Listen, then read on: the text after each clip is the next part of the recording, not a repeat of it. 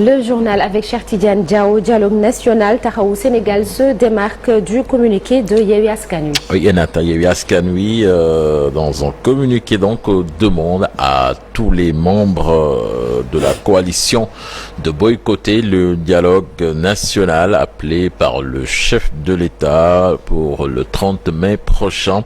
Bien, la sortie de Taxawu Sénégal ne s'est pas fait attendre. Le mouvement affirme que le choix de la coalition a été fait sans son consentement. Taxawu Sénégal, dans un communiqué, informe l'opinion publique qu'aucune décision consensuelle n'a été prise lors de la réunion des leaders concernant cette question. Taxawu précise qu'en ce qui concerne l'appel au dialogue, le mouvement donc se réserve le droit de consulter ses instances de base ainsi que les partis et mouvements alliés et qu'une réunion de synthèse et de restitution sera convoquée à cet effet. Sornata. Nationale qui va démarrer le 30 mai prochain. L'Assemblée nationale, elle, sort de sa léthargie avec des questions au gouvernement. Ah, beaucoup de tensions hier donc à l'hémicycle avec la venue du Premier ministre pour des questions au gouvernement. La question du maintien de l'ordre a suscité un débat houleux. Amadou Ba, à la fin donc de la séance, dit apprécier cet exercice qui met en exergue la démocratie sénégalaise. Je vous propose de l'écouter, des propos recueillis par Mamadou Fall et Modou Diop. Nous avons donné les réponses qui s'y est, parce que tout simplement, l'ambition du gouvernement et la volonté du gouvernement, telle que voulue, telle que souhaitée par le président de la République, c'est qu'on soit à côté des populations, particulièrement à côté de la représentation nationale, qu'on réponde avec clarté et transparence, parce que justement, toutes nos actions à la base sont mues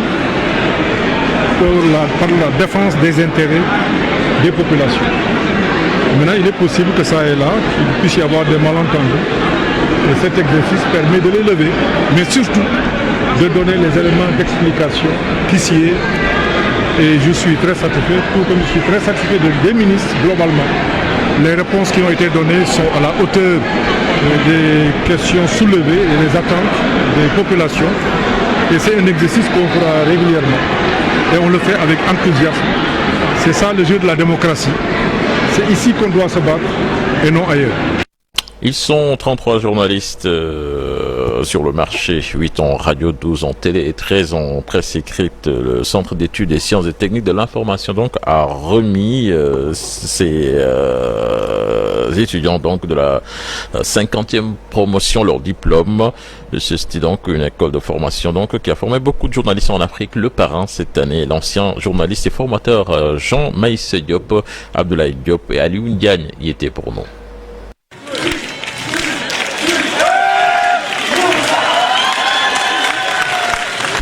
De l'ambiance et de l'effervescence à l'UCAD 2, les nouveaux diplômés de la 50e promotion reçoivent leur parchemin après 3 années de formation. En tout cas marqué aussi par ce virus qui avait un peu perturbé notre formation, mais malgré ça quand même nous avons réussi vraiment à décrocher le diplôme et je pense que vraiment nous sommes tous contents, nous sommes très heureux vraiment devant nos parents, nos amis et tous. 8 journalistes radio, 12 de la télé et 13 de la presse écrite, le CESTI enregistre ainsi sa 50e promotion. Créé en 1965, l'établissement était dans l'étape de la certification jusqu'en 1970. Depuis cette date, l'école a formé 1332 journalistes, dont 610 non-sénégalais. Nous sommes passés de 2 formations en 2020 à 6 formations en 2023. Conséquence logique, les effectifs du CESTI sont passés de 159 étudiants à 330 en 2020 à 159 étudiants à 330 étudiants en 2023. Des projets de master spécialisés en journalisme financier, économique, culturel, sportif, politique et scientifique seront étudiés par les instances compétentes et mis en œuvre dès la rentrée 2023-2024. Ces 33 nouveaux journalistes entrent dans un milieu où de nombreux défis les attendent. Le journaliste doit vaillamment défendre sa liberté d'expression, son droit à l'information. Et aujourd'hui, les mécanismes qui sont mis en place au niveau du pays ne permettent pas souvent, ne garantissent pas souvent cette expression libre, ce travail correct du journaliste. Ces étudiants sont désormais sur le marché du travail comme Moussa Mané qui a commencé à travailler à la TFM. L'insertion pose problème, on le sait tous dans aujourd'hui le milieu de la presse. Mais en tout cas, bon, nous gardons espoir et on sait que ce n'est pas facile. Ce n'est pas facile après la formation de s'insérer quelque part, mais puisqu'on a déjà un pied à l'intérieur, je pense que cela pourrait faciliter en tout cas l'intégration. Le parent de cette année est l'ancien journaliste et ancien formateur du CESTI Jean Maïssa Diop, décédé en 2021, comme qui dirait « Cestien un jour, Cestien pour toujours ».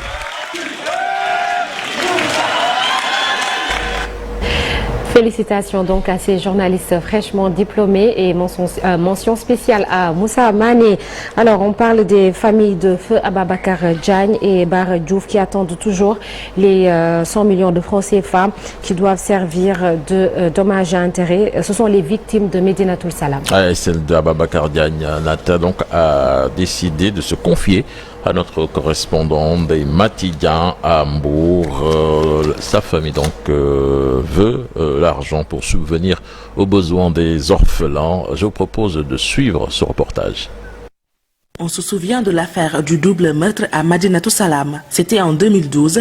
Bara Sow et Ababacar Diagne ont été sauvagement abattus et enterrés dans le palais du guide des Tiantakoun. Les familles des victimes n'arrivent toujours pas à oublier.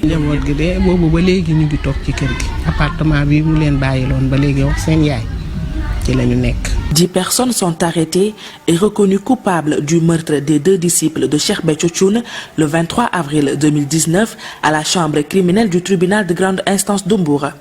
Condamnés à des peines diverses, les prévenus ont bénéficié de la grâce présidentielle en avril 2022, ce que la famille de Feu Ababacar Diagne trouve injuste.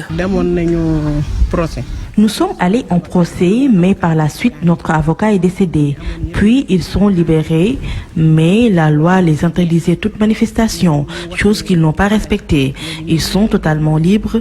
D'ailleurs, l'un d'entre eux habite juste en face de notre maison. Il n'y a pas eu de suivi. Après jugement de l'affaire, chaque famille devait normalement recevoir 100 millions de francs CFA. Mais jusque-là, elles n'ont rien reçu. Ils ont été libérés à notre insu et nous attendons toujours pour le dédommagement. C'est difficile de vivre dans ces conditions.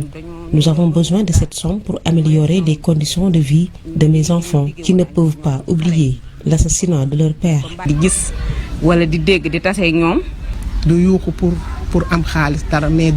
C'est un droit pour les enfants. Le président de la République Macky Sall aussi s'était engagé à aider la famille, mais il ne l'a pas fait.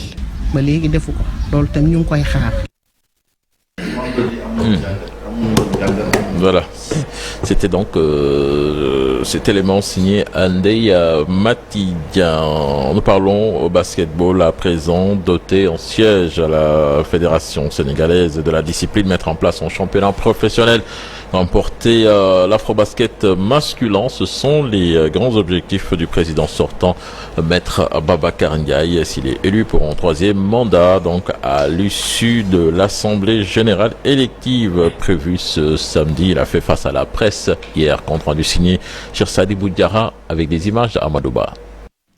À 2 jours de l'élection à la présidence de la Fédération sénégalaise de basketball, le candidat Maître Babacar Ndiaye affiche ambition et confiance.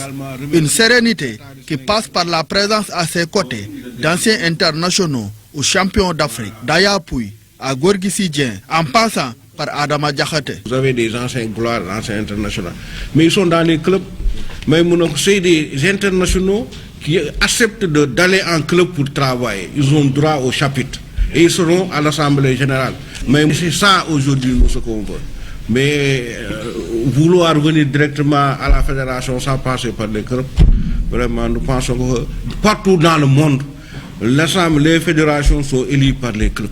En course pour un 3e mandat, le président sortant se fixe plusieurs objectifs. La reconquête du titre chez les garçons, c'est important. Faire également en sorte que le basket soit professionnalisé. Parce que, vous le savez, nous payons plus que le football. en termes de salaire. Et le football est professionnel.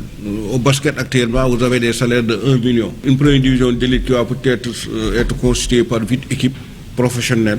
Créer une deuxième division d'élite égale sous forme de 2 conférences, de 10 équipes par poule, ça va nous faire en fait une deuxième division d'élite de 20 équipes. Et maintenir ce format-là, la massification, à travers la création d'une 3e division. C'est un projet également qui me tient à cœur.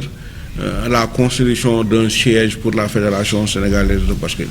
Actuel capitaine de l'équipe nationale masculine, Gorgui Sidien affiche son soutien à Maître Babacar Ndiaye. N'empêche, il appelle à l'union sacrée autour de l'essentiel. Les affaires de mandat ne sont pas prioritaires à mes yeux. Je suis pour le basketball sénégalais. Raison pour laquelle j'invite tous les acteurs de la balle orange à former un bloc pour son développement à l'issue de l'élection. Le président de la Fédération sénégalaise de basketball sera connu ce samedi 27 mai. 2 candidats sont en lutte pour le poste. Le président sortant et son challenger, Mamadou Pathé Keïta.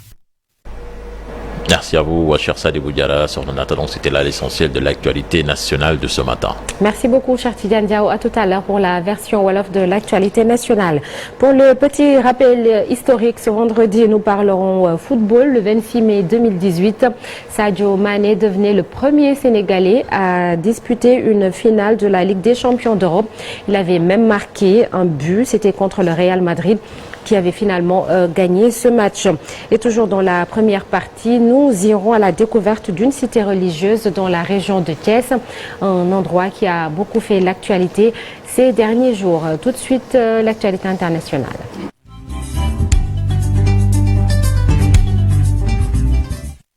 Et c'est avec Marcel Farba Maroun en Afrique du Sud, l'un des derniers fugitifs recherchés pour le génocide au Rwanda a été arrêté. C'est cela, Sornanata. Il était l'un des 4 derniers fugitifs encore recherchés par le tribunal spécial pour leur rôle dans le génocide des Tutsis au Rwanda en 1994.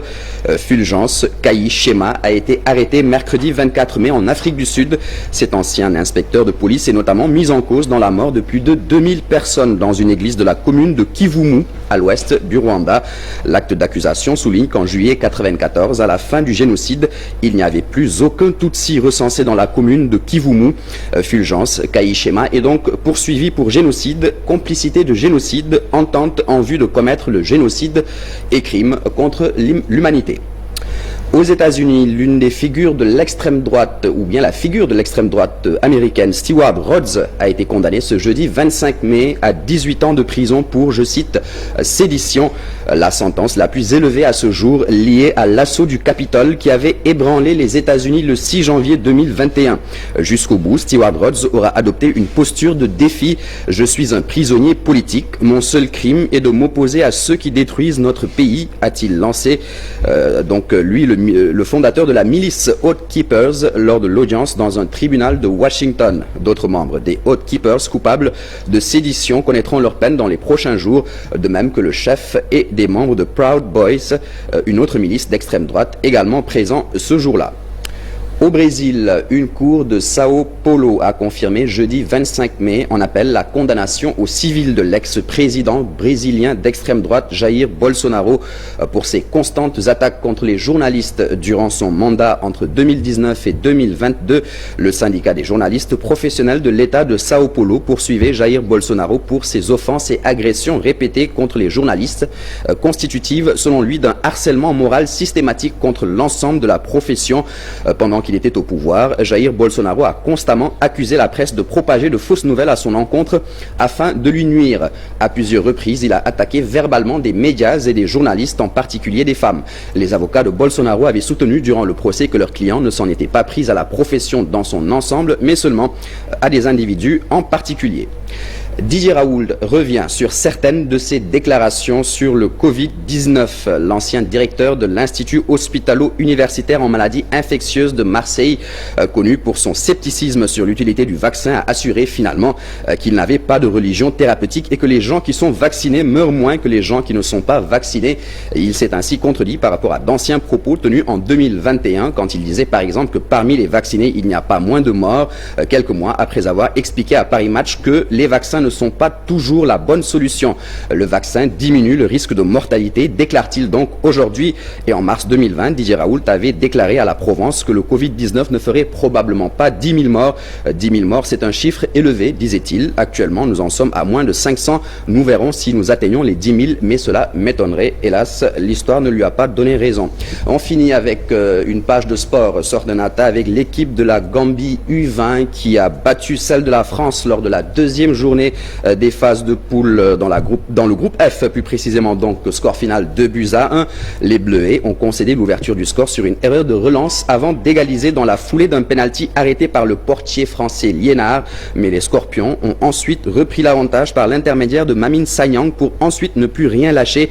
La Gambie est qualifiée donc pour les huitièmes de finale, tandis qu'avec 2 défaites en 2 matchs, les Français seraient condamnés à passer en tant que meilleur troisième de poule. Sornanada. Merci Marcel Farba-Maroun. À tout à l'heure pour l'actualité hors de nos frontières, et ce sera en Wolof. Dans la seconde partie de l'émission, nous vous proposons ce vendredi un focus culture, un focus sur la délégation sénégalaise au Festival de Cannes. Ce sera avec nos envoyés spéciaux Ibou Diouf et Etienne Laurent Mandi. Et puis notre invité du jour, c'est Moussa Diakhaté, député membre du groupe parlementaire Benno Bokk Yakaar, porte-parole de Bokk Gis Gis. Interview à suivre vers 8h45. Tout de suite, la revue des unes des journaux parus ce vendredi.